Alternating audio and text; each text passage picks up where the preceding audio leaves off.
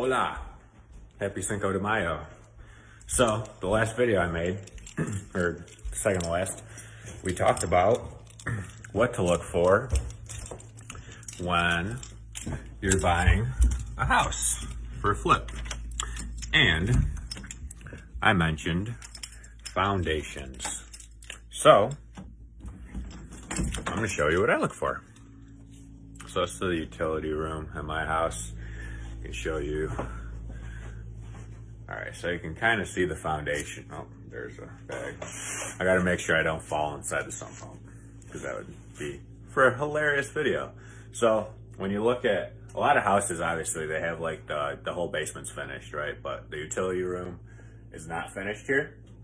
So sometimes, let's say, without falling in the hole, I don't know if you'll be able to see this chalk, but oh look, you can. So you would have a crack going down this way, okay? So that is obviously bad, but it can be fixed, right? And you know, it depends. Sometimes it's like separated, sometimes you can stick your finger in there, sometimes there's water running through it, so it just depends. That usually happens from like the house settling. The other sort of issue you can have is a crack going, where is it? That way, right? So you can have it go across the whole wall. And those are usually a lot worse. And if you actually look at the wall, like down the side of it, you usually see that it bows out. So both of the problems can be fixed, and it's not the end of the world, but that's kind of like what I look for. Also at the very bottom, you might be able to see it being wet, or you like if you poke at the concrete, when you like poke at it, you're able to, like little chips of it fall off. So that's usually not too bad, but I always look for the cracks, right? It's also easy to tell if you're looking at a house that's brick, you can look at the outside of the brick and see if there's any damage to the brick. With siding, it's kind of difficult. This is a poured basement, right? There's also block basements if the house is older.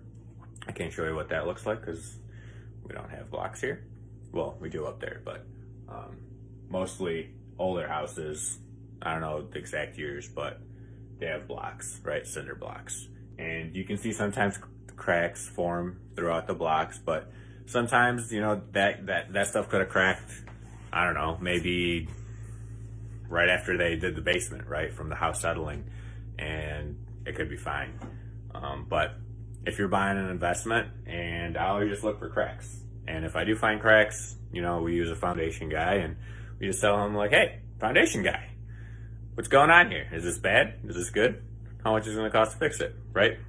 So that's kind of what I look for when I look at houses and, you know, they have a basement.